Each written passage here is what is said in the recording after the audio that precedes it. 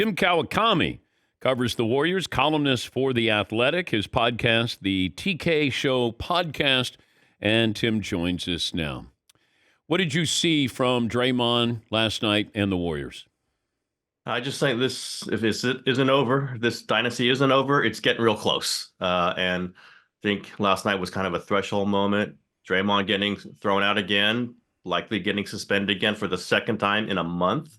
Klay Thompson, Andrew Wiggins, Kevon Looney essentially kind of pulled from the rotation in the second half. This is it's getting old, literally. These are older players, not Wiggins, but the other guys. They try to do it for one more time, and kind of the cycles of failure are being repeated this season, even going back to last season.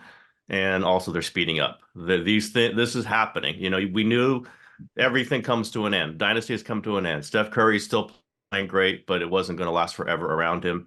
And we're kind of seeing kind of a threshold moment, I think, where everyone was waiting for it, something good to happen. And last night was the exact opposite of it.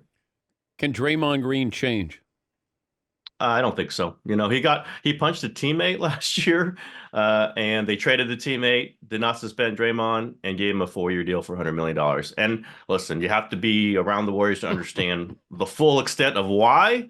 Like, he has paid them back for their patience in a lot of different ways. They won a championship in 2022 when you didn't think maybe it was possible. But this kind of activity, this behavior has been what he does. He did this in the finals in 2016. We all know got suspended for a game, probably cost him a championship. Draymond is apologetic for these things. He apologized to Nurkic, at least publicly. I don't know if he did it personally, for last night. But this keeps happening.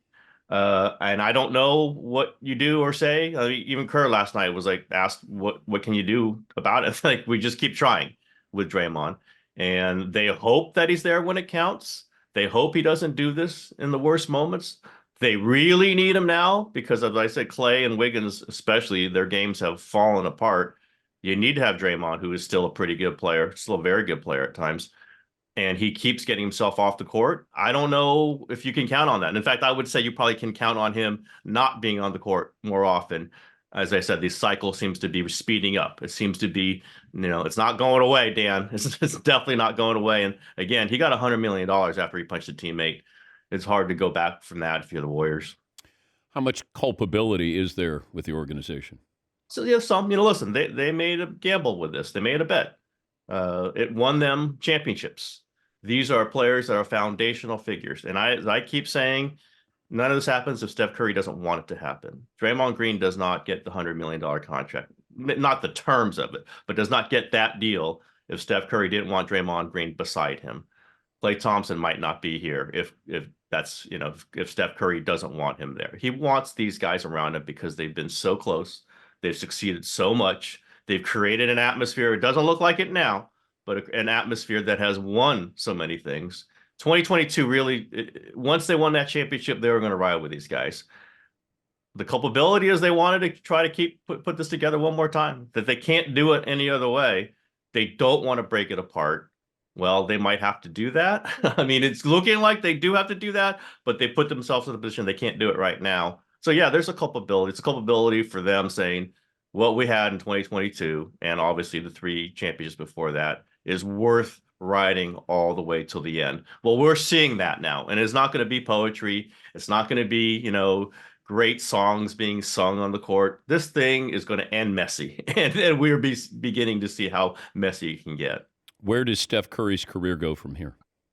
Yeah, I don't know. I mean, they're going to have to take a look at this, and can they redo it? And I don't think they can redo it this year. They're going to have to do it in the offseason quickly enough that it's going to match his timeline. I don't know. Remember the whole 2 timeline thing? That was what this was supposed to be. But Wiseman did not turn out to be a player who could do that. We'll see with Jonathan Kuminga. We'll see with Moses Moody.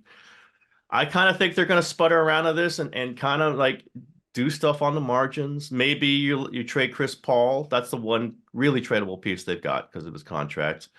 I don't think they can trade Klay Thompson. I don't think they can trade Draymond Green. Certainly not for anything that's good. So you might kind of just see what they got this season and then try to make something big for some player who matches his timeline next season. And I think next season is the last go. The last go might be now. I mean, Dan, it might have been last season, but Steph is playing so well. I think you owe it to him not to blow it up, and you give him, maybe try to trade for a 28-year-old, somebody who's in his prime. Maybe you try to sign that guy in some, convoluted deals using Chris Paul's contract. But this is what it's going to look like with him too. I mean, when they were out of the playoffs before they won in 2022, it looked like this: scramble around Steph, tries everything, and they don't have enough around him. They'll be very frustrated if they do that for another 3-4 years of his close to his prime. They don't have a ton of options around that. This might be what it is. But Steph will end his career as a Warrior. I mean, he signed for 3 more years. He likes it. Again, I don't think he's a guy who's going to be, ring hunting. He's got 4 of them. As long as he feels like they're trying their best to put something around him that works, I don't see how they do it. It just doesn't work that way. Whether Clay's a Warrior for much longer, I mean, whether Wiggins is, that's different. But I don't think Steph Curry leaves the Warriors. Certainly not anytime soon. This is the place where he's called it a career. This is a place where he's won. He's built a life here. Very tough to say, go send me to Chicago or go send me to Orlando. That's going to be hard for me to see. Great to talk to you again, Tim. Hope you're well. Thank you for joining us. You got Dan. That's Tim Kawakami, columnist for The Athletic, covering the Warriors. Make sure to check out the TK Show podcast.